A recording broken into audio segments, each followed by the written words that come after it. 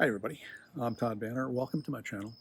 Well, if you've been paying attention, you've probably seen a lot about these AI, artificial intelligence imaging software.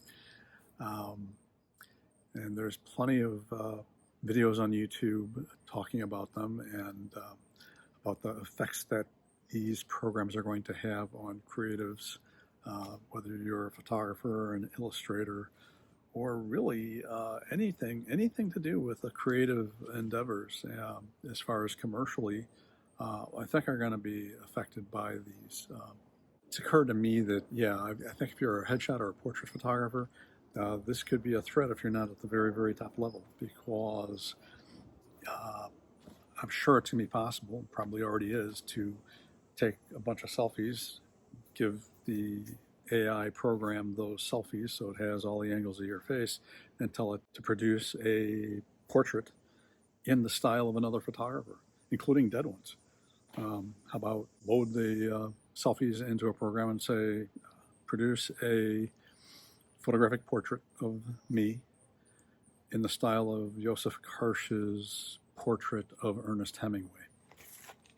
I'll put a link to that in the description so you can see what that is. But I think that that's probably going to happen. If you were a stock photographer, certainly, especially for commercial stock,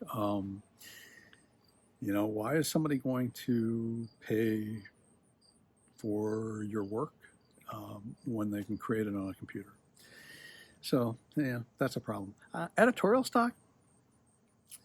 That's a good question. I don't know how much it's going to affect editorial stock, because some editorial stock, yes, but what I mean by editorial is, reportage. You're out, you capture events, you might be okay. But, I think overall it's, of course, it's going to affect illustrators and people peripherally involved. I mean, all the makeup artists and so on that are involved in creating work for agencies. Why is an agency going to pay for all that if they can just get it rendered on a computer? So, wedding photography. I think wedding photographers might be okay for the most part, although it wouldn't surprise me if somebody comes along and makes an artificial intelligence program that lets wedding guests upload their photos, and then it creates amazing wedding photos from those photographs. It's a possibility. I think, weddings take a lot of skill, and I've shot them, and everybody I've done them for has been happy, but it's a lot of work, and it takes a lot of skill. So hopefully that this does not affect that part of our industry. But if you are doing photography as a hobby, and it's a great hobby, I don't think you should worry too much about this. Think about when you do something as a hobby, you're mainly doing it to please yourself. And really that's the most important thing, because you're not going to be able to please everybody. You should create work that speaks to you, that you're happy with. And there'll be plenty of other people that are going to be very happy with it as well. And the ones that aren't, you're probably not going to get those people.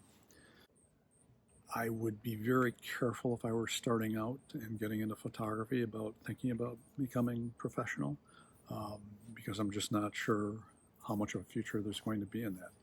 And frequently when I am watching some of the videos on YouTube that are done by professional photographers, every once in a while in the comments somebody will say, I'm so glad this is a hobby, just a hobby for me. I just don't want it to become work. And yeah, that's the thing, is if you're happy with it as a hobby, keep it as a hobby, because it really is a great hobby. And you get satisfaction out of that work. I don't know how much satisfaction people are going to get about just typing out a line of text and have an image rendered.